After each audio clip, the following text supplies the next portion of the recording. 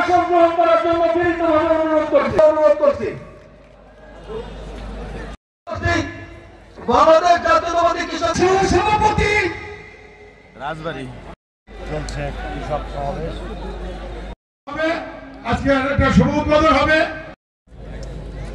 বৃহত্তর ফরিদপুরের জাতীয়তাবাদী কৃষক দল একটা বড় ফ্যাক্টর হয়ে দাঁড়িয়েছে।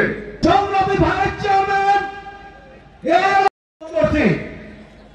প্রিয় বন্ধুরা, আজকে কৃষিবিদ আমাদের কৃষকের রফিক আতিয়ার রাজ্জাক ভাইয়ের নেতৃত্বে এইটা হলো ঐতিহাসিক খানখানাপুর স্কুলের মাঠ, এইটা হলো সেই ঐতিহাসিক খানখানাপুর স্কুল, এই ছিল সেই ঐতিহাসিক খানখানাপুর ইউনিয়ন। এই ইউনিয়ন থেকে ইউনিয়ন এত সৌভাগ্যবান যে এখান থেকে 42টা ইউনিয়নের পরপর আমাদের কিন্তু কৃষক সমাবেশ হবে। ভারপ্রাপ্ত চেয়ারম্যান জনাব তারেক রহমান সাহেবের নির্দেশে কৃষক এবং কৃষির যে দুর্দশা ফ্যাসিস্ট আওয়ামী লীগ সরকার রেখে গিয়েছিল, আপনারা বক্তব্য দেবেন। আমাদের যদি আপনারা কিন্তু আমাদের মূল সম্পদ। এই বছরে নির্বাচন হবে, কৃষক দলের এই বাংলাদেশের কৃষক, নির্যাতিত কৃষক, শোষিত কৃষক, অধিকারহীন কৃষক, এই কৃষকের সমর্থন নিয়ে কিন্তু দেশ নায়ক তারেক রহমান সাহেব আগামীতে রাষ্ট্র ক্ষমতা দিতে চান। সেই জন্য বন্ধুরা 5 তারিখে কিন্তু ইতিহাস বদল হয়েছে, এখনো ভাগ্য বদল হয় নাই। আমার ভারপ্রাপ্ত চেয়ারম্যান বারবার বলছেন বিদেশ থেকে যে আপনারা ধৈর্য রাখবেন, সংযম রাখবেন। আমাদের বিরুদ্ধে 11 যে ষড়যন্ত্র, বিএনপিকে ক্ষমতায় আসতে দেওয়া হবে না, সেই ষড়যন্ত্র এখনো কিন্তু অব্যাহত আছে। ষড়যন্ত্র এখনো বিএনপিকে যাতে ক্ষমতায় আসতে দেওয়া না যায়, সমস্ত আয়োজন কিন্তু এখনো আছে। দেশি বিদেশি ষড়যন্ত্র কিন্তু বন্ধ হয় নাই। অনেকে কথায় কথায় বলে নির্বাচন হলেই তো বিএনপি ক্ষমতায় আসবে, অতএব নির্বাচন এখনই দেওয়া যাবে না। চিন্তা করেছেন এত মানুষ জীবন দিল, এত মানুষ আত্মাহুতি দিল, এত লক্ষ লক্ষ মামলা, এত মানুষ পঙ্গু হইল, এত মানুষ দেশান্তরী হইল, তোমাদের অনির্বাচিতদেরকে ক্ষমতায় রাখবার জন্য? বাংলাদেশের মানুষের 15 বছর ভোটের অধিকার নাই। বাংলাদেশের মানুষের ভোটের অধিকারের জন্য আমরা 15 বছর লড়াই করেছি। আবার আমাদেরকে কিন্তু রাজপথে আসতে বাধ্য করেন না।